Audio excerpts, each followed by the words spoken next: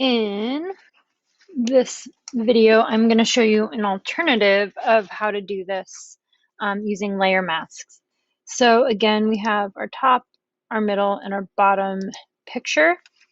This time, I'm going to leave the middle off, turn on the top, and I can just go ahead and add a layer mask.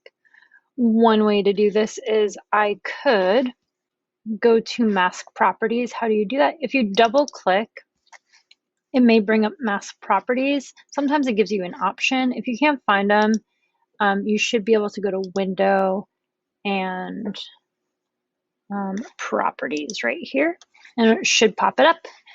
So one way to do this is I could actually invert my image, go to my paintbrush, select white, and I can paint in my subject on this side.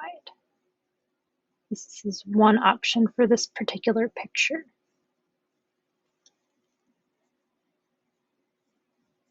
We want to make sure the shadow's in there. Uh-oh. I guess the values are a little different. So that's one way to sort of reverse engineer it.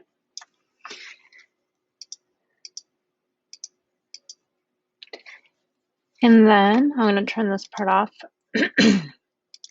And then the other way to do it is I can go on this layer, add a layer mask. I'm going to zoom in because this one requires more detail. And then I can paint out the stuff that I don't want. So instead of painting white, I would paint black to hide. I'm going to make my brush a little bigger so I don't want her in the picture. Don't want him in the picture over here. Paint that out. I don't want the ladder. And then this is when I'm gonna spacebar command, zoom in, make a smaller brush. I can start painting the ladder out. It does get tricky when you start getting detail oriented into the little details like shoelaces.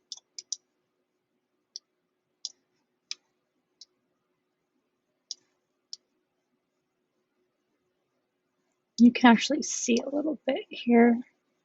So I think the quick selection is probably going to be the best option for this part, but you can get an idea of a couple different ways to mask out your subject.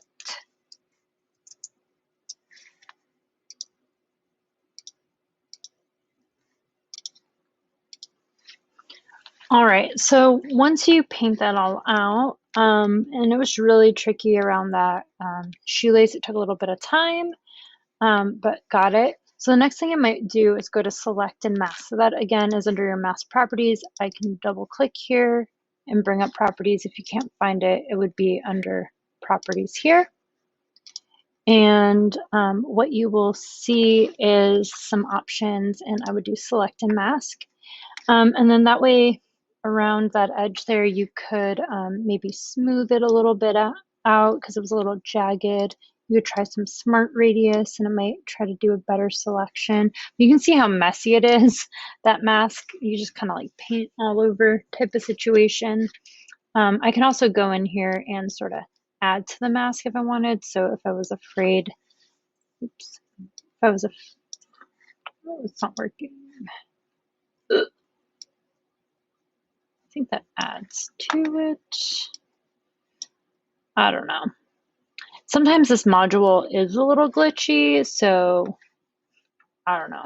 Maybe you don't want to do that after all. But you can go in here and do some of the little options here. Ooh, it's going real slow. And then just hit OK. And it should hopefully just refine the edges around the like shoelace and stuff, which actually did smooth it out a bit. So then I can go ahead and turn on that top layer and things should be looking pretty good.